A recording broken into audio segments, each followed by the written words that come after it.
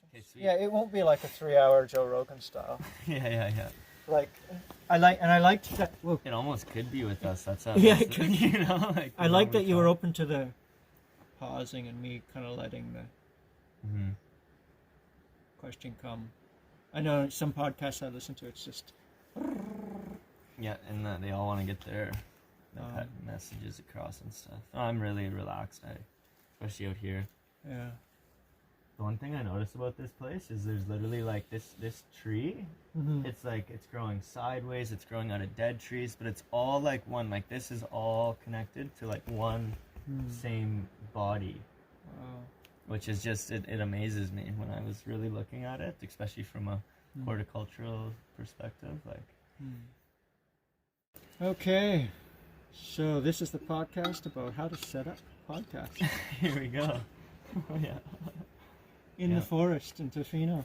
First one ever. Yeah.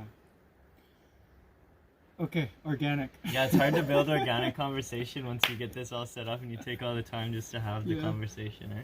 Yeah. Well, very clearly last night, as it was my plan to write out some questions to ask you today. Although I didn't write them out, some questions came to mind, and I could just fire those off and see where it takes the conversation. Yeah. So what drew me in after we started chatting outside the coffee shop was, one, you were working on a book, and I was like, oh, cool, I'm working on a book.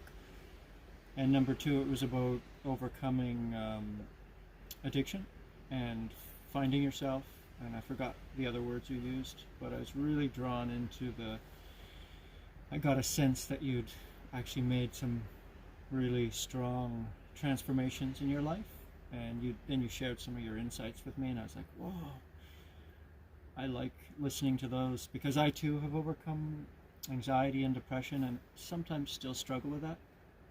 And the way you worded some of what you shared was amazing. So my first question is, if I came to you and I was like, I'm having a bad month or a bad week, which usually doesn't happen. Usually mine will last for a few days and I pop back into like a natural optimism. But what would you share with me, or what would you ask me? What would you ask me, or what would you share with me about the journey that would kind of be most valuable? I think it's nature for me. Like I would, I even just had a buddy that I just had a conversation with the other day actually, and he was talking about being in a slump. He's working all the time. He's in the city all the time, and he just wasn't feeling himself. And I simply asked him, well, when's the last time you've like been out in the woods? When's the last time you've gone for a walk in nature and just stepped away from that business that you're creating for a moment? Because he's like working 12, 13, 14-hour days, creating some awesome things in the world, but he hasn't been taking the time for himself at all. Like it's just been give, and he's on screens all the time. He doesn't get any of that natural, just coming out and getting the fresh air from the trees and the sounds of the ocean, or the wind through the trees, whatever it is that just kind of like resets the brain. And I would also just let the person know that like it's okay to feel that way. That's a part of the human experience, is feeling all those emotions, feeling all the lows. Like, I mean, how could we ever feel the highs without the lows? And so I would really just validate their experience and then just, offer that suggestion of like, hey, this is what I would do. I would go for a walk. Like, when's the last time you've just gone out alone into nature and just thought about what, have you ever asked yourself where this is coming from? Yeah. I know we kind of talked about that in our first I kind of get goosebumps when you say that, because I'll tell you why. Because the way you shared that with me a few days ago when we were talking, like asking yourself, where is this coming from? There's two ways that used to go for me. One, overthinking it, making it worse, but you had a very different approach. It was like, where is this coming from? It was from a place that you were asking, from a place of curiosity, and from a place of there's some sort of wisdom in there for you. So like in the past, I could imagine myself asking with the anxious thought, oh, where is this coming from?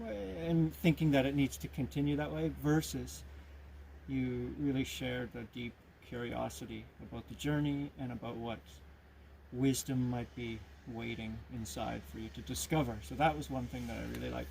So my question is,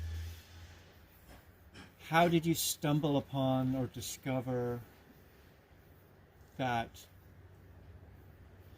in my perception, that you have an awareness that this curious nature is a good thing, even when we're going through that shit? What allowed you to step out of the over analysis, if you were ever in that, and into the curiosity? Yeah, and I guess again it comes back to nature, and the reason why I suggested nature after that first question is because that's the place where things get quiet enough that we can actually listen to our body, and we can actually like get into our mind sometimes even, and just say, okay, what is this? Because for me, depression, anxiety, all these things, they're feelings in the body, you know, and I know we were talking the other day about how like, yeah, the mind can create that through our thoughts and stuff. So for someone like me who is an overthinker, I need to kind of think through those feelings, think through those emotions. Like I process my emotions with my brain in a weird way. Nice. Where it's like I have to get out to a place where there's no distraction, there's no chatting, it's just me and my thoughts, and I can ask what those feelings are, because I feel like that is what the feelings are for. They're there to guide us to certain things, you know, the same way like, you know, you put stuff, what you put into your body, you know, you always have that intuition when you're like reaching at like 11 at night for some munchies in the cupboard, that, you know, like, or just something like unhealthy, that you know deep down there's something in your body saying, no, don't do this to me, tomorrow you're not gonna like it, right? But then there's like that whisper of, well, you know, well, and that's just like that feeling, that prediction of a feeling is what you know, I listen to in a lot of ways. Like, it's like, hey, like you really gotta be like, hey, is this gonna serve me at my best, you know, in the moment? And so kind of going back to the question of where did I stumble upon all of this, it was in the pursuit of like just overwhelming emotions, overwhelming feelings, like where I didn't know what to do, because it was just like, it was every day I was waking up not happy, and I'm like, well, I gotta change something. What is that? I don't know. And so with my busy life I'm leading at the time, I didn't have I didn't perceive to have the time, because I didn't give myself the time to listen to what my body was telling me. And that's where I started kind of just running away from it all and going up to the cabin for 2 or 3 days to really process through all those thoughts, those feelings. And once I found the benefit in that, I kind of, in a sense, became addicted to processing these feelings, getting them out of my body, because it's so liberating. And so, like, you know, my anxieties are far less than they used to be. My depression is now handled, and yeah, it's. So I guess the answer to your question of how did I stumble into this? It was the overwhelming emotions just bombarding me until I realized, okay, what is it? What is it then? What the fuck is it? You know what I mean? Yeah. And then that's when the shift happened. Nice. Yeah. I know that experience. Wow. It's like, it's kind of like yelling at the universe or God, or like, what the hell do you want me to discover here? Because you realize the universe has been yelling at you the whole time, and that's what those feelings are, you know? It's like... So I like what you said. You said, I process my emotions with my brain in a weird way. I love that phrase. To me, that means, in my world, that means you give yourself the time to have different perspectives on what you're going through. That's my map of the world, and that's very valuable. I agree. And what was the other thing that stood out? There's a few little pieces that stood out.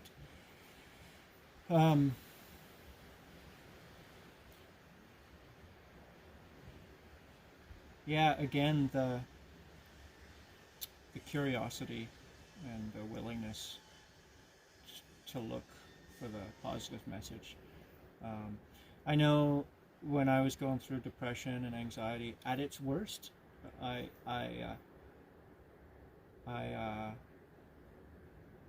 would pray for a state of mind that could get me to what you were describing.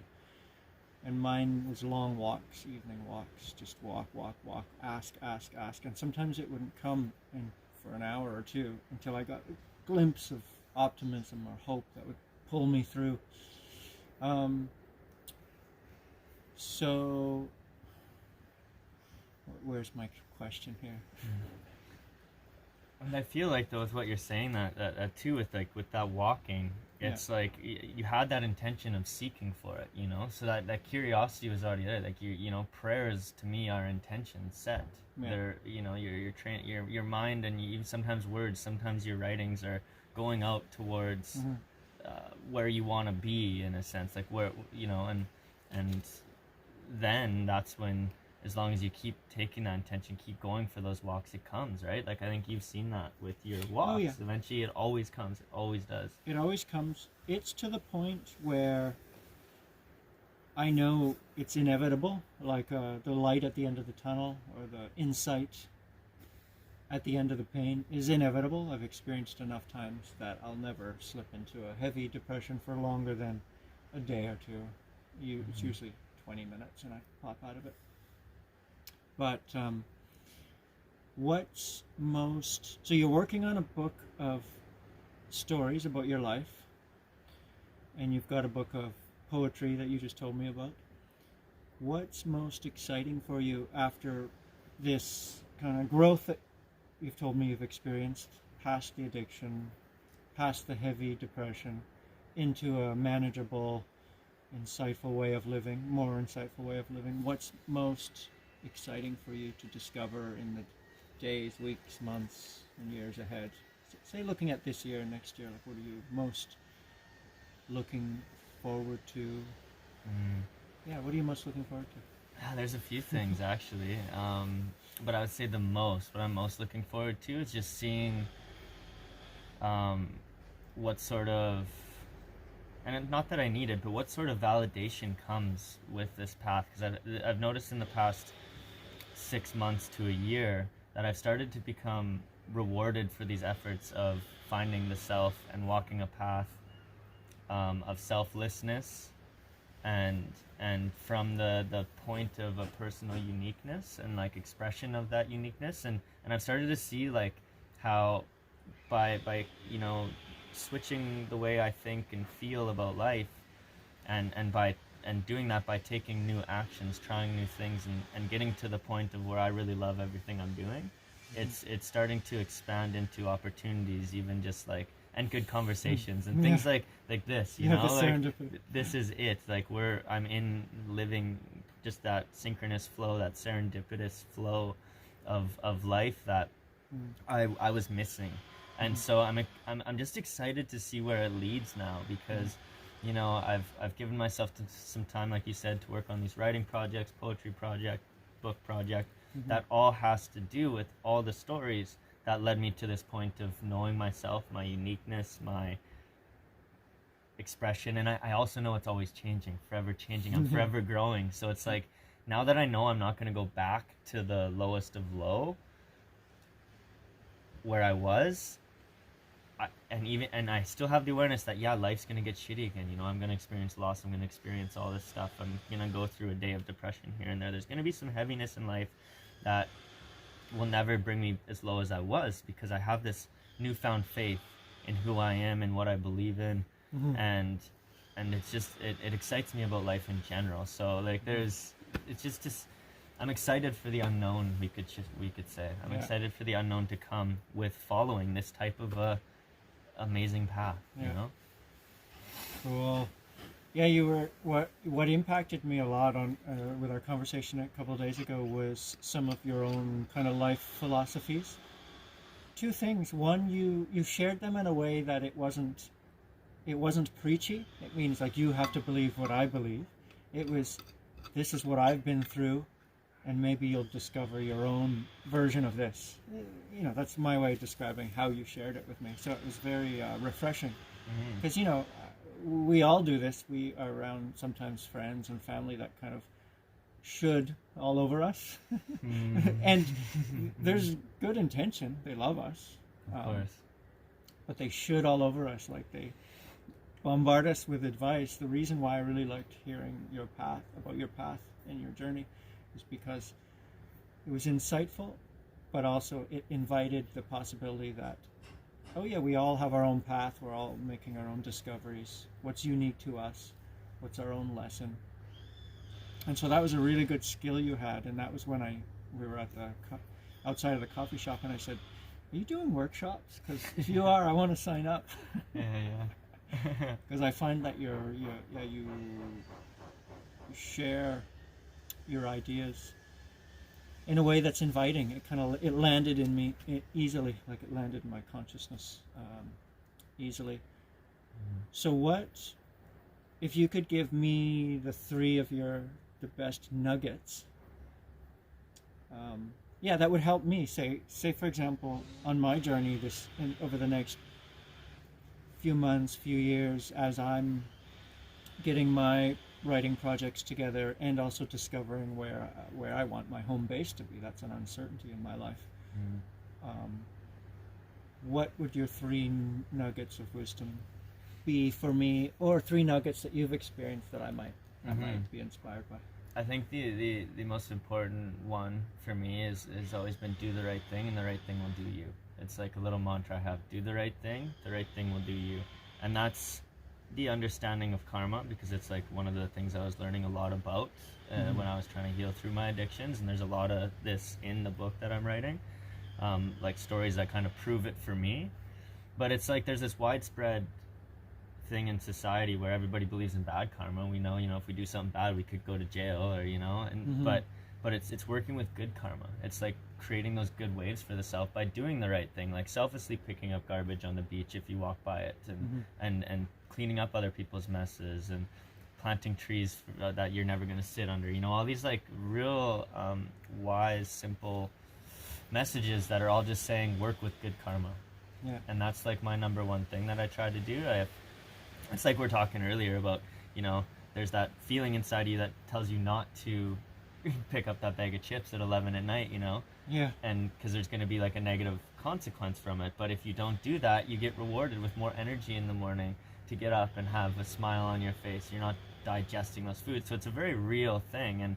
And it goes to the metaphysical for me. And it's like, it's just consciously every decision I make, like, unless if there's like life's really busy and I'm just going with the flow, which is like my next nugget for you. But it's about consciously just tapping in and being like, hey, is this right for me right now? Is this meant to be? Like what? And just living with that awareness to the point where now I feel I'm pretty comfortable with what my emotions are telling me, and I can just follow that flow, which leads to like another mantra of mine, which is let it all go, to go with the flow. Nice. And that's the idea of letting go old versions of yourself that are outdated, and then just seeing where that takes you. I love it. Damn. Seeing where that takes you. Let it all go, to go with the flow. And it's so true. It's so real. And so it's like, especially when you start creating positive ripples of karma in your life, and then you just like hop on the flow of the boat wherever that's going to take you, it's guaranteed to take you to where you are needing to be. Yeah. Wow. Maybe not where you want to be. Yeah. Maybe you have to go to a few places you don't want to be to see some things you don't want to see. I've been there. Yeah, I think we all do. I think this is a thing in life, We're supposed to chase what we want, but then in the end we get what we need. Yeah. So those are the two, and that's it's simple, yeah. I'm going to repeat back so I kind of get it into my system. It's do the right thing, and the right thing will do you. Mm-hmm. Your belief in positive karma. That's actually one thing that stood out in our conversation a few days ago, because I haven't thought much about that. I really like that. And the other one is trust your own flow, go with the flow. Mm-hmm. And where I actually think that's just as valuable, it counterbalances, because sometimes my head is trying to, like, there's got to be a balance of doing the right thing and overdoing what we think might be the right thing that other people expect of us. There's an inner, I don't know, there's an intuition or a conscience in there. I think we all know what the right thing is. So that's my ramble. So karma, go with the flow, and letting it all go to become the new you. I cheered that one on because that's a process I did, even to get my writing project. The content of it complete, I had to let go of like an old identity, a version of myself that got really distracted by other people or gave too much and gave too much attention away from my own path. So I had to really, literally, like doing an exercise designed to let go of the old version of myself, step into the new. So I get really excited about that. That's amazing. Yeah, me as well. And I think it extends to all different parts of the self too, like the physical self, the spiritual self, the mental, emotional constructs of the self. It's like there's always something we're carrying with us that we can let go of, whether it's a bad habit, as simple as that, right? Whether it's the surrounding friend group we're in, a job, it could be that that's not serving us where we really want to be. And that's when that magic happens, because you kind of put your faith into something greater than yourself. When you like say, step away from a job you've been doing for 10 years in a comfort zone, and but you're still not feeling it, but there's all these voices in your head telling you have to cling to that job for this security, this safety, right? Yeah. But in stepping through that fear and saying, no, you know what, I deserve better, it automatically starts like, there might be a transition period that's scary as shit, and you might run a little low on money at times, and you might have some like crazy things happen, but that's when we all of a sudden hit a bottom, and it rebounds up, and we're living exactly what we were missing, what those feelings are leading us to, those feelings of, okay, 9 to 5 is getting old, let's see what I can create in life. And I love that. I want a t-shirt that says 9 to 5 is getting old, let's see what I can create in life. Although I haven't had a 9 to 5 in a while. Yeah, you're lucky. And at times I've suffered for it. Not enough money, but I'm in the same boat. But look at, you're still here, fed and watered. Oh yeah, you know what I always mean? got Like more than enough. but I think a lot of people are still stuck in that mindset of, of I need this job to, whatever, to do the things I want to do, to feel happy, to feel safe and comfortable. Yeah, there is that mindset, definitely. Which at times may be what we need, but then there's other times when I think we can discover other ways of moving forward, definitely.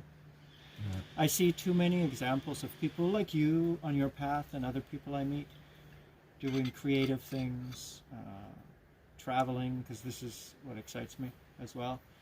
It's like I've met enough people doing things that they love that I can't not at least attempt to move in that direction. It's like once you hear about enough people taking those steps in the direction they really want to be moving in, it's almost like, oh, okay, it's possible. It's purpose. It's our purpose too. It's what humans, I think, crave always, and it's different for everybody. I always say too that like there's probably plumbers out there who are so passionate about plumbing and running a plumbing, that's their art. But if they express that fully, they're going to be happy and healthy for their ones around them, and that creates ripples of waves and a space for these people, their families, to all go and find their unique expression, whatever that may be. Whether it be like cooking show, like it could be anything. Like absolutely anything. But I do believe in a world where if everybody kind of had that within themselves, at least we're able to express it in some ways and balance that with something selfless. Because that's the thing with the traveling lifestyle and like doing it can be appeared to be a selfish lifestyle. Like, oh, I'm just kind of gonna go make money online and travel the world and buy the nice things, but if you can find that balance of experiencing that for yourself so you can live your best life, but then taking some of that and giving it back to others who are not quite there yet, or I feel like that is in a sense a way to work with the good karma I'm talking about as well. Yeah, when I first met you a couple days ago and we were talking at the coffee shop, I got that about your aura, if you will. I don't usually use that word, but it's like you were more than happy just to engage in curious, encouraging conversation, which is like I got tons out of it. I was like, wow. And I tend, not always, but I tend to be the same way if I see someone curious or even in a struggle. I'm like, I get curious about it. I was like, hey, what's possible here? It's like, those little. I think it's the little ways of giving back. Sometimes make a big difference in people's life. Little curious conversations, connections, questions, the sharing of thoughts. So yeah, I got that about you when I first met you. It's like, yeah, but not from a place of, oh, I have to give back. It was like, it's just kind of like you're designed that way. It's like, share. But I like what you said too. It's not always, Yeah. I'm not always in that mood. Sometimes I'm the guy with the hood up and like not making eye contact with people because I'm just like, I need to be in my own world for the moment, and sometimes in that state, if it gets to progress time, then I'm blessed by somebody who is in that more conversative mood and will come and be like, hey, how's it going, and force me into it, which is kind of nice too, because it's like that kind of reawakens the social person being in me, which is for someone like me, very sensitive, lots of anxieties and things, can be a struggle sometimes. But that's why I tend to do it when I'm in that mood, which is when we met. I just had a lovely conversation with these two girls at the cafe about like crows and ravens and spirituality and all this stuff. And then the next thing you know, I'm talking to you, a fellow writer, and then the other guys showed up, and it was just like, it was and that's maybe because like we all had that mood within us, that vibration within us that was seeking that exact conversation. Yeah. Or it was just meant to be, Yeah. Serendipity. Serendipity. Balance, of course, as well. Yeah, of course. Yeah. Yeah, like I got, after our conversation a couple days ago, I was like, I feel like on your journey, I want to encourage you along the way. This interview being part of it, but like I definitely want to keep like encouraging you with your writing and your creations. It's like, because I saw I haven't even read any of your writings yet, but the way you speak about your journey, I was like, yeah, he's got something valuable. I'm gonna keep checking in on him over time and make sure he's creating what he wants to be creating. Well, and I super appreciate that validation, because this is like the validation I've been getting the past while, and it's allowed me to step out of the comfort zone a little bit more. Because it's easy once like I've gotten to the point where I really do feel like I have the skills and gifts and knowledge of myself now enough to just like create life and live it as I want, and I don't need to share that with anybody. I can just go live a beautiful, happy, magical life. Yeah. But then there's something in there that doesn't stop resonating in me in the past couple of years, because there were serendipities and synchronicities that all kind of like started validating this, like little bits of like my meditations, doing them with people, just all sorts of things, going for walks in woods and just talking with people, and people coming back to me like you are and just saying like, yeah, like there was, you've got something to offer, which is like, yeah, I know I do, and you do too. Everybody does. It's just, I think I've spent a lot of time looking for that, and maybe that's what I have to offer, is just encouragement on the path of them finding their own uniqueness, whoever that may be. Yeah. Whoever that may be, because I truly believe that's like, for me anyways, that's the meaning of life, is to find that self, that center. What does it mean to be a human being? Where did this all come from? Where are we going? What is my part in that? What is my role in this moment now, moving forward? What type of gifts are within me that I can offer to people, and where do I need to receive some gifts from others to grow? Yeah. Because it's like, all this stuff isn't my own. I don't own anything. It's a part of everything. I know. It's I've been meditating on this idea that there actually is no free will as well. There's more of an, if you want to use more of a kind of spiritual look at it, it's an unfolding of life. But then the neuroscientists are saying that even conscious thought happens in the unconscious before we are even aware of it. I believe which that. is, so it's a part of some genetics, but also nurture, where we've been, and then also what we're opening up to. Because I do believe in intuition and all of this. But even that can be developed and grown into, and we can get examples of other people and that our mirror neurons, this is my own view, our mirror neurons literally will pick up information, behavioral information on how we see other people doing the process of quieting themselves down, asking these kind of questions that you just shared, and then giving themselves the time for that new thought, new feelings, new beliefs, and new behaviors to grow. So I think who knows what's actually happening, if there is a free will or if that's just an illusion. But yeah, I'm on the fence with it for sure. yeah, I think I see both sides. I think the belief that there is free will is a valuable belief, and it's a valuable experience. Because people, I think, yeah, if I believe I have no free will, it kind of feels disempowering. It does. It's like, okay, well then I can just sit here forever or something. Like universe is gonna pull me in that.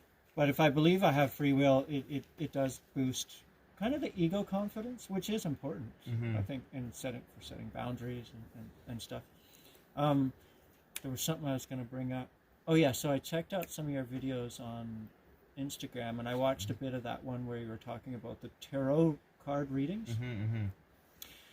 And the thing that I loved the most, because people have read my cards for years. Like my mom used to be into that, and different friends I've had would pull a card for me or do a set. So I'm not super into tarot cards in my life, but when the opportunity arises, I totally I immerse myself in the experience and see if I can get some wisdom.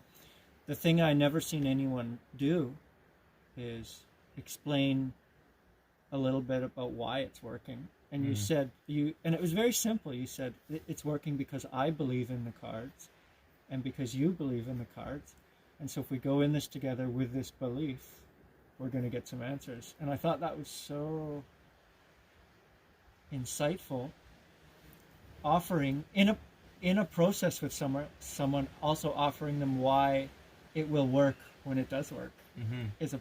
I think it just like boosts the process, because it's mind body. If someone doesn't believe it's going to work, it probably won't for them.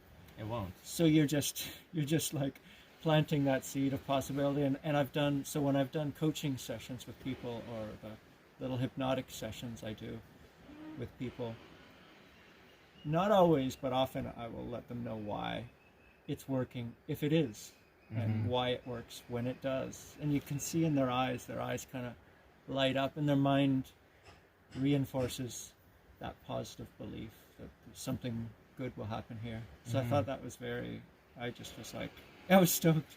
So I'm curious, what gave you that insight that it might be useful to share, useful or even just interesting for you to share why it's working? Yeah, I guess it's been something I've used for a long time, and it was actually some of this validating stuff that I do, the weird stuff, the tarot card readings for the self, and in ceremony, and like trying to just like sort out my brain by doing like card readings. And my cousin Tyler, actually, back in my hometown, he just recently graduated high school, and he's kind of like becoming himself, and he's like very open-minded and curious and all these things, which is actually pretty rare from my hometown. Like, it's kind of a conservative, like, you know, we already have it all figured out, just listen to science kind of mentality. So like things like tarot cards aren't well accepted, and so I've kind of kept in the spiritual closet with that, for lack of a better term, of just like kind of keeping it to myself, and knowing that it worked simply because I believed in it. And it's just another tool. Like, it's such a simple thing for me that it was someone like Tyler who became curious in it, was asking me about it, wanted me to do readings for him, was validating the experience. And I realized, like, yeah, because he's open-minded, he believes in it. I'm open-minded, and I've used it forever, so I'm actually really good at interpreting the actual messages from the cards from the experiences I've had in the past, because it's all just in my memory. You know, card readings I've done for myself, and when I do a reading for someone else, they see the cards, they interpret them in their own way, but I share the stories that I'm reminded of. And so there's like this, especially when there's this openness of belief, it's like, then the question for me comes, like, why not believe in it? You know, if it's so simple of like just you know, listening to a card and then listening to your internal dialogue and relating the two, and it can somehow make you feel better. Why not? It's so simple, you know? It's so simple. It's the same reason I carry all these like rocks around, because it's just like they bring up interesting conversation. They ground me when I need them, and they're just rocks. But because I believe that they're a little bit more than rocks and they're a grounding item for me, it's a cheap thing to carry around in my pocket just to always bring me back to center, to the moment. Yeah. Wow, I like it. It seems to me like it's a very, in my model of the world, my map of the world, it's a balanced relationship with ritual and symbols and external rituals, if you will, because so for me, there's a picture in my mind of someone becoming so attached to the ritual, like the guided meditation or the tarot cards, that it's a little off balance. But if you use it, see the wisdom that it could hold, but also realize, it's because of our belief and there's stuff going on inside. I think that when the two come together like that, it's in my map of the world, that's far more valuable experience. Well, it is, and then you're also not dependent on having it all the time either, right? Because you know it's from within inside. So it's like, if I don't do a tarot card reading for 2 or 3 months, my life doesn't fall apart, you know? Yeah. Whereas, like, if I'm doing tarot cards every day, letting them determine my decisions, or like constant, it just becomes another way to overthink. Yeah. And then, you know, so it's like there's that balance of like, when I need it, it's there, and I believe in it to work. So it's a simple tool for me to help sort out what's going on in my brain and my body. And so then why not? Cool. I've got a couple more questions bubbling up.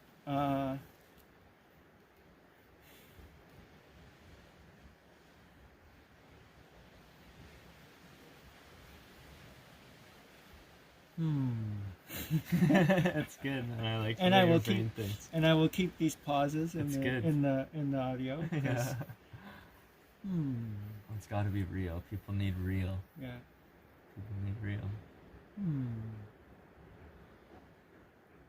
What the younger you, if we imagine there's a younger you right here, in that moment where he was going through his heaviest struggle with addiction and depression, and of course you got lessons back then from it that have made a difference in your life and brought you to where you are now. But where you are now, what would you tell that version of you, or someone in a similar situation? Like, what would you tell them? That's even beyond the original wisdom that you got back then. What's even beyond that now, and even more powerful? Man, I would send them a good laugh. Oh, I would send them a good laugh, because there's been times that like I'm thinking of one really low time in my life, where I felt that laughter. I was like, I felt like I was being laughed at, and it pissed me off, and it made me feel worse in the moment. But then it kind of brought a little laughter, because I realized I was sitting on the sidewalk in my hometown with like a bottle of booze and some cigarettes, and I was just like depressed. I was like 18 years old, like kind of living on the street a little bit, and just and I remember like I was crying. It was a very intense emotional thing, and then I got done, and I didn't really know what to do or what to think, and all I could remember hearing was a little bit of laughter. So I truly do believe that was me now. You know, like, this is me now, like, ha ha ha ha, like, yeah, dude, just don't worry, like, just, you're not gonna die today, it's all okay, you know, your parents still love you, everybody still loves you, don't worry, man. Like, it'd be all those messages. But it would be as simple as a laugh, because it's like, I was taking life far too serious. I was taking my state of being far too seriously. My addictions were controlling my life because I was allowing them to, you know, and if I would have just spent more time figuring the self out in a more healthy way, it would have led to here, which it did. I think that's the journey, you know. It took me some time, you know, and like you said, you know, it's like, yeah, there were lessons I was learning then that made me who I am today. So now I'm just like, yeah, like bring it on. I'd go back and live it over again, you know, even as shitty as it was. It brought me from a life I was creating out of ego and want and need to impress, to now not giving a shit, just living what I want and trying to give back to the other, you know. And it's so it's just a yeah, I would laugh. I would just send him a good laugh, and I would make sure that kid knew that it was a future me laughing, just so that I knew it would be all right, you know. And that's it. That's all. I still sometimes, like, if I'm in my mind a little bit, will hear a little bit of laughter in my mind, you know, just like, are you really taking this so seriously right now, Brody? Like, are you really taking this so seriously right now? It's life, you know. It's like, man, that's one of the. I've pondered versions of that question I just asked you for myself, and I may have asked other people that I forgot, but that's one of the coolest answers I've ever heard. I'd send them a good laugh. Yeah, like, really, you know. It's like, yeah, that pops you out of your ego. Sometimes I've actually, in my lowest times when I've been anxious and depressed, I've had the thought that I wish someone came along and like made fun of me. Like, I wish, and it would have pissed me off, but I would have been like, it would have like snapped me out of it. It's just like, I've actually had the thought I wanted to call a friend and say, can you make fun of me? Yeah, like, man, this is like, what I'm doing. Is it stupid or what? Yeah, it's like, I like it. It gives us that, for me, it gives us, you get the bigger perspective on life, and a lot of my aches and pains are like first world problems. It's like, what the fuck am I complaining about? I got like food, a shelter, a bit of money. I'm like, yeah, we're living at like the like times where we don't have to like get warm by gathering wood and starting a fire. Like, that's pretty. Yeah, it's something to be grateful for. Yeah, we're literally living in a society where we don't really have to do much if we don't want. We have time to think, finally. Yeah. And it's I like what you said too about like calling a friend, because that's helped me as well along the journey, you know, is actually if I'm anxious and I'm ready to direct, or if I'm angry at even something my partner's doing, and I feel this need to control, this need to direct anger towards something that's like just minor, you know, it's really, there's really not a big deal. And instead of doing that, you know, calling a buddy, I'm thinking of my buddy Jason I was talking about at the start of this conversation, and I'll just like bitch at him everything I want to say to my partner. I'll say it to him, and he's like, okay, man, yeah, all right, anything else? Like, you realize how stupid you sound right now? Like, he's like, she's her own person, just let her be, like, just you do you, man, like, enjoy this time that you're being given, you know. And then it instantly just grounds me, because I feel stupid, and I'm like, yeah, you're right, like, you know, but at the same time, that's a nugget of wisdom that, you know, when people are giving advice, that one that your friend just said, she's her own person, let her be. That's one that I'm willing to take in, because that one's a valuable one. That solves 99.9999% of all stress. They're their own person, let them be. Yeah, and it can be hard. Cool. It can be really hard sometimes, because, like you said at one point in this conversation too, we're all, we get a lot of shoulds, like, you should do this, you should do this, you should do this, you should do this. But I think all anyone should do is think for themselves and act upon their own feeling centers. But even that, like, I'm not telling anybody to do it. I'm just saying it worked for me to focus in on what I feel's right. Yeah. I'm going to do another little quick video check, because it's growing out of dead trees, but it's all like one. Like, this is all connected to like one same body. Wow. Which is just, it amazes me when I was really looking at it, especially from a horticultural perspective. Like, oh, I got some new questions. Powerful place. The ambience of your horticulture observations somehow stimulated a curiosity that I've had. One of the questions that I pondered last night, I think. That hasn't quite yet formed completely, but is forming now as I speak these words. Perfect. Yeah, this is a cool spot. It is. So another. I'm gonna sit for a sec. Another. It is curious. I just gotta get the energy for the Just question. gotta build. Build. Mm. We could be like super authentic and just like space out for like 10 minutes. Yeah. And only ask questions if we. I need to take a pee Feel anyways. them. I need to take a pee anyways, so I'm gonna go hide over here. Perfect. I wonder if I should test this audio. No, I think it's good. I think we'll be good. I sometimes, when I press play on the camera, it's the same philosophy I have for writing. My writing philosophy is, I told you before, is write what I like to read and read out loud. So I'm doing it for me. So if I can do video like that and just speak what feels good and right, then I don't have to like police myself. Oh, you're not asking the right questions, or you're talking too much, or not enough. Blah. Let it go. Let it all go to go with the flow. Yeah, I know how that is.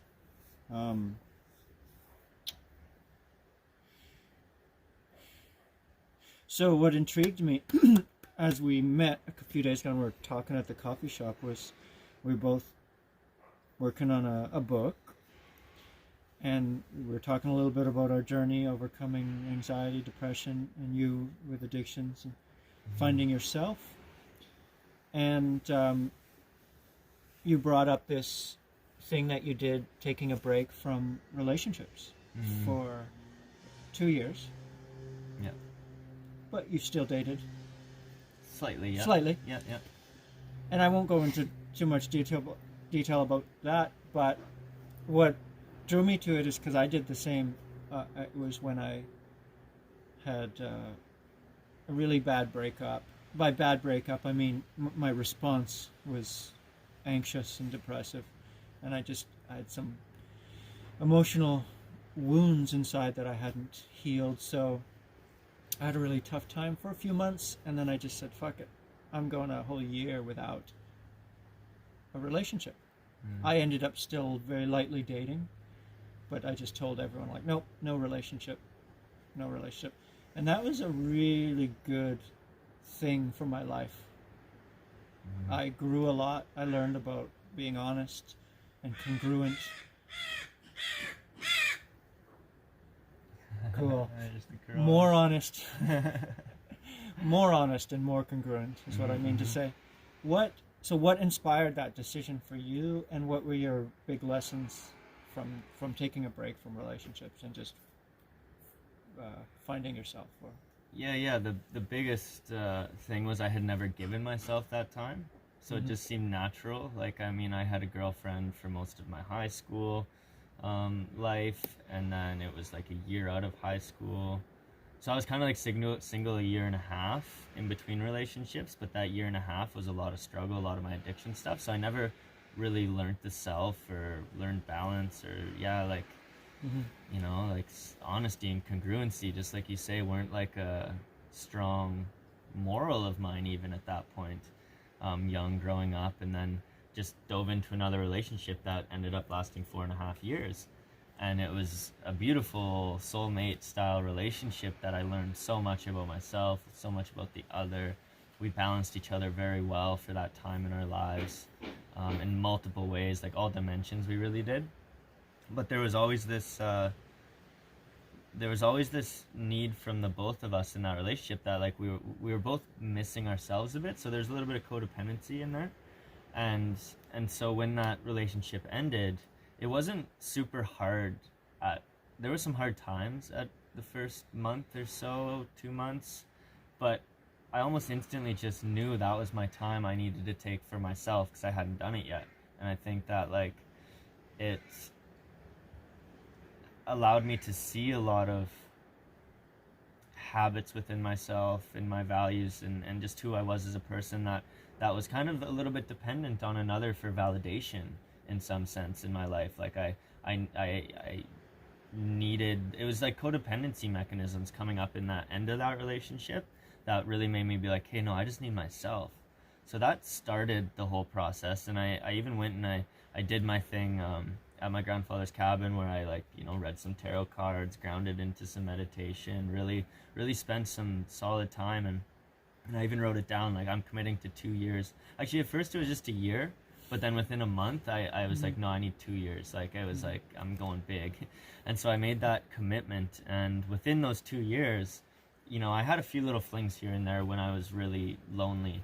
There would be a travel partner for a week or here and there, and they're beautiful, awesome friends that I've made and had amazing experiences with all over the island.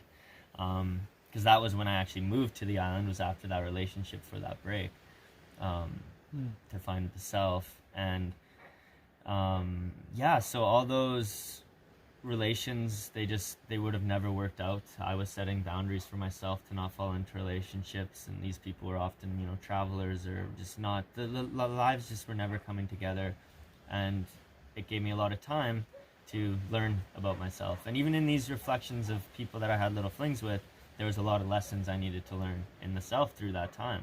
Lessons of communication, honesty, validation with who I am, all these things in those 2 years kind of started to come up, and it just gave me the time to find things like my art in me. Like I focused on, that's when I started writing poetry and all these other these things that I never gave myself the energy and time to look into, simply because of the relationship, and I was focusing a lot of time and energy into that. So it was like a counterbalancing act for me with setting that boundary of no relationships to really develop a relationship with myself, because I truly believe we become a product of all of those around us, all the conversations we have. Usually there's often direct reflections in our best friend groups of who we are, which is why we're best friends. And so my question was, okay, so then to get to know myself, I need to spend time with myself, that just made sense to me. Like, okay, I come into this life alone, I leave this life alone, and I haven't spent much time alone. So I need to kind of prepare myself to be okay with who I am. And because when I got into that relationship before I took the break, was all my addiction stuff, like I said, all this struggle, and I needed to process it, and I needed to learn the lessons from it. And it was moving at a lot slower pace through the relationships. It was almost like a distraction. I could avoid the problems and just focus on relationship, but they were always with me and causing things in that relationship that wouldn't have been caused if I did the healing work on myself, if I got to know myself, if I would have just given myself the space within that relationship, which again is another lesson in itself, to be able to be okay in my relationship now, to just say, hey, I need a day, I need 2 days to go and just be alone and really, where I never had the strength, or I was too codependent.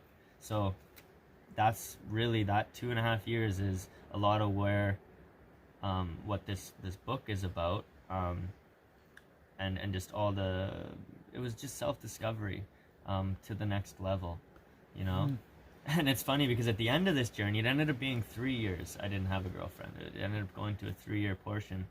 And my now partner came at around the end of that 3 years.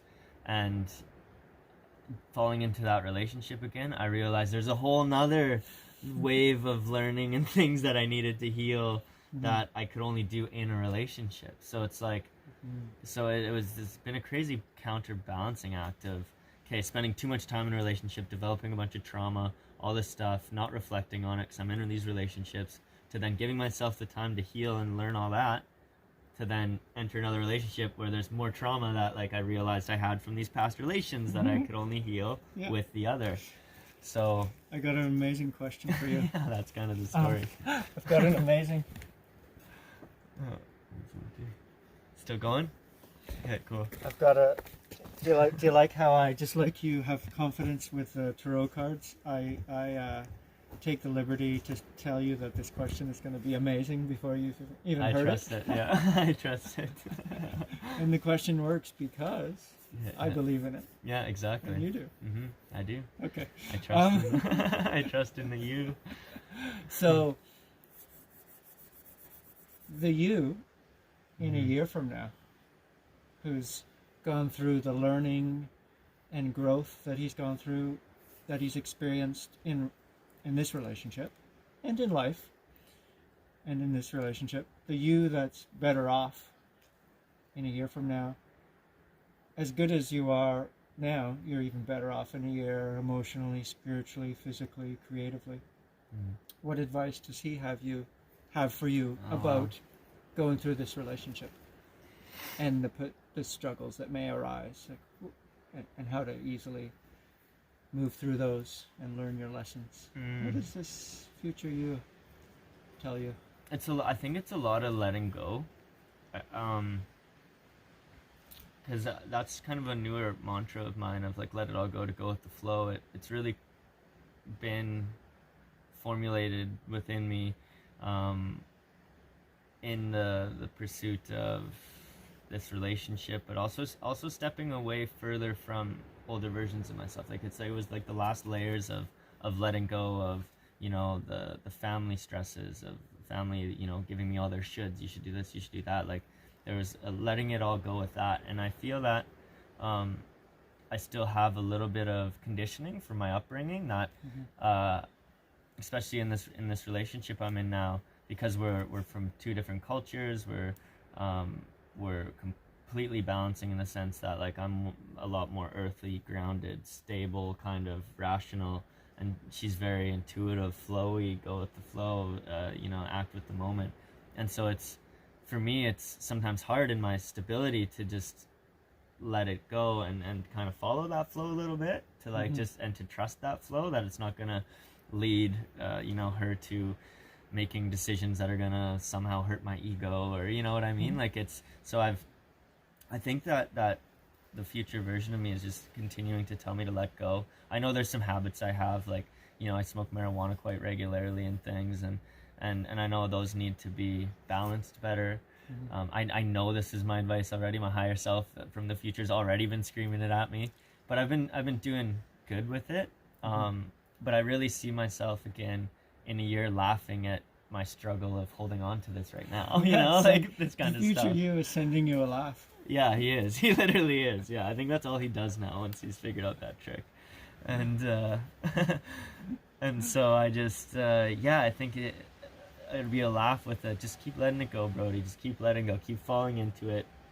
You know, I really do feel that I've got my path kind of figured out now. I found everything I was looking for in the past 7 years of diving into the spiritual side of myself, dealing with my emotions, things like this. And yeah, so I think he's telling me to just keep letting go further, keep flowing further, like, trust me, I got your back. And yeah, I think I will be better in the relationship if I could just, yeah, let go. And it's that advice of just like, let go of control, you know, like she is who she is, and it's beautiful. And I get to that point always, but I just need to still just breathe and let go sometimes and just let it be, you know. And that's sometimes a struggle for someone like me who's always in the mind, always thinking, always like strategizing, always thinking I know what everybody in the room is thinking. So it's like I feel their judgments, even though their voices have never actually told me these things in my face. It's in my mind saying, hey, you're stupid, you're dumb, you're you know. So it's like, let it go. Let it go. Let it go. Nice. Let it go. Cool. That's what he's telling me. And have fun. I need to have more fun. I'm a very serious person. Really? Yeah, surprisingly. Oh. I can be too serious sometimes, and yeah, your physiology changed right when you said that. Yeah, I can be serious. Let's go. Let's come with the plan. You know, like, yeah. Fun. Have more fun. Let it go. Sending you the laugh. Cool. Yeah. What does more fun look like for you? More of this, to be honest. More creation. Like this to me is awesome and fun, which is maybe why you're seeing the more light self. You know, like I like getting out into the woods with the birds and the trees and the sounds, and just having conversations, thinking about life, laughing more, being more social. Yeah, like I think a commitment I see coming for myself is to like plan something social as much as possible, you know, like with still giving myself the time to get my projects done, but just giving myself some like social time to work on those skills. I can relate. Yeah, it's weird. It's creating, writing, and creating, and working on projects, and you're passionate about it. This is how I feel, and it's joyous unto itself most of the time, and struggle, and joy, and creation. And then there's this other side of life to remember to connect with people, and family, and friends, and have more fun. I really enjoy this as well. To be able to balance that would be amazing, so that, because I think you and I both are in this creative mindset to bring some of that fun into creation, like literally what we're doing now. Having more of that would be amazing. Yeah, I think that's a glad you brought that out. I think that's a new lesson for me, because I sometimes should myself to be more social as far as reaching out and having phone calls with friends or connecting with people, and I like doing just enough of that. But I think doing more creating like this podcast stuff and getting will satisfy a lot of that as well. Yeah, me too. I imagine myself being able to like create while having fun in a lot of ways, you know, because fun for me is, like I said, this or going on hikes, and sometimes it's just talking and stuff. But I might as well start making use of all my time, you know, in some sense. Another thing too, I think what might be happening, just an observation, is because if you've been spending a lot of time writing and meditating, as I do, I meditate a lot, I write, I do my own guided meditation process, but it's as beautiful as it is, and it always will be important to me because it's what I love to do. It's one side of, it's a small part of being human, like to actually have conversations in the real world and to get live feedback and live questions and have this kind of back and forth. And to give it back. Yeah, is what I think we're hardwired for that. And I've heard some other authors talk about this, that they love creating and it's interesting and they love that they've written books, but to be able to actually talk to people about some of these ideas and engage in the three-dimensional world with sound and body language, it just brings it all together. So yeah, it really does. It really does. And I think that's just, like you say, equally as important. Because in that 2 years, I spent a lot of time alone too, and to the point where I would spend too much time alone at a time. I'd almost like get so socially anxious coming back into the real world that it was like I felt weird. I felt like an alien. I felt like, you know, I really alienated myself by spending too much time in my creative, poetic world. Yeah, that, you know, it's a whole world. It's like a universe that you create. It is. Like, when I don't know if you find that, like when I'm in my writing flow, whether it's stories or my personal development book, it's when I'm in the flow, it's the most important thing. And then I have to always remind myself, I step away and like, it's just words. It's like you're in it and it's like the most important thing, and then you're like, it's words. Yeah. You know, on a computer screen. All right. You gotta like have that balance. You really do, yeah. And I've been blessed when I'm writing, like, to have a spot like this to come to, and when I get to that point of like, I flow out a whole bunch onto my thing, and then I'm like, okay, I need a break. Like, I need to just step out into nature. Maybe somebody I'll be able to talk to on the beach on the way. Maybe not, but just stepping away from that to like breathe and think and just, sometimes it leads to way more writing when I get back to the van, but it's like, I got a couple more questions. I had one floating around as I was attempting to do my best at listening. You know, with a clear mind. Yeah. But the question was there as well. What? So, people say you're connecting with just the right people for you over the next few months, years. What are your top 3 qualities that you enjoy in people that that you have in your life and would like to attract into your life, whether it's short periods or longer term friends? Like, what are the top 3 qualities you appreciate in people? Like right now, because I think that always changes as I change, but like right now, like creatives. I really like creative types, and creative from like for the right reasons as well. Like curiosity, which is I think why we've connected really well. Like because both creatives, both curious about life and balancing things out, and what I've kind of sensed, and I always ask the universe too to bring me somebody who needs a little bit of help, needs me, brings one person who needs me. Like I always kind of put that out there of like, okay, someone who needs to hear my story, needs to hear just a little like blurb of something that's gonna help them along their path, whether they even realize that it's me doing it or not, like just those interactions that help others. And then at the same time, interactions that help myself. So like from a very, I guess the three people in a categorized thing are like the creatives that I can have fun with working with, that I can really relate to, that there's give and there's take, and it's balanced, and I feel like I'm getting a lot from these conversations just as you are. And so I like these types of relationships where we can create together, have some fun in nature, very grounded, so those characteristics, and then someone who I can learn from and someone who I can teach. Wow. Yeah. I like this. Because it's just like, then I feel like it's just that constant flow, right? Wow. I like, because in my mind I have my own three qualities that I enjoy in people, but I've never brought that to conscious awareness, that to add, to learn from and to teach. That's powerful. I've often had curiosity in my top three, but and a few others, but I really like those. I'm going to borrow those. I mean, use those as an example. Yeah, well, I mean, you shouldn't do anything, teach. but...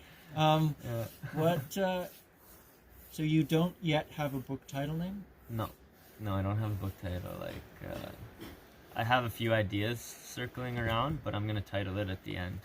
It's a power in the process for me. One line, quick summary, what's the book about? Or two Finding lines. the self in nature. Finding the nature of the self within nature is another way to word that. Because like I say, because my struggles were addiction, that's what was the catalyst for me to go find myself. There's a lot of, needing to find myself to get myself out of there. But now that I'm here, I've realized that I have used a process that can help anybody find themselves in any way, shape, or form.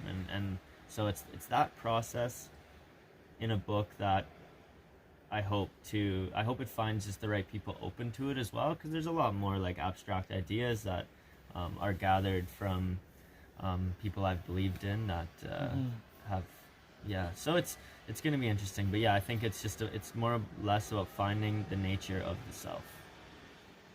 Cool. Okay. And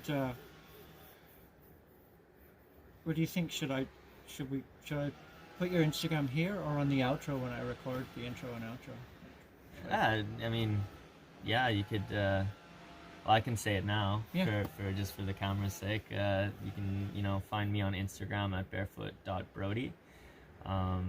And from there you will eventually get to the point where you can see all my books and my poetry. They're not there yet, but there's me there, and all this that you've heard today is contained in that page. So awesome. And we'll have you on again in the future to update people with what you've been creating and have created. Maybe like a book release type thing. And that'd be right. I'm excited to see yours too when it comes out. Big time. Me too. That could be soon. Yeah, it could be. That's exciting. Exciting times we're living in. Yeah. I actually have this crazy inspired idea of putting 5 books out this year. Yeah, wow. That'd be unreal. I like your face. I like that. Start with one. I mean, because I got this one that's almost ready, but I've got my book of short stories that could be ready. I might need to work on it for a month. I've got a follow-up book for this personal development book where it's all questions. Oh, wow. And each question will have maybe a little story associated with it. And then I've got 2 other ideas for books. So wow. Technically 2 are one's almost published. The other could be published very soon. And the questions one, it seems like it might write itself. Yeah. And then the other two, I have a very specific idea for this book.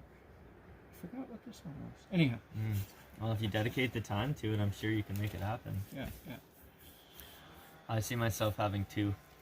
Really? This year? Two. Yeah, two this year. The poetry one and the book one. Yeah. That's my commitment on that. Yeah. Yeah, the poetry, perfect. It kind of lines up with me. Also my personal development, and for me, the short story one is the poetic. That'd be awesome. And imagine an interview in a year from now, and we both got like 2 books. Oh, that'd be. And I like the idea of having the physical copy with me. So like when we're on the video, be like, check out his book. Chic. Yeah. And yeah, that'd be awesome. Let this be the confirmation that it's gonna happen. Yeah, well now I'm putting this up. Yeah, that's true. Yeah, I know. Inner guidance. Yeah. I feel I actually feel no peer pressure at all. So this is it. That's it. Yeah. Perfect. Please.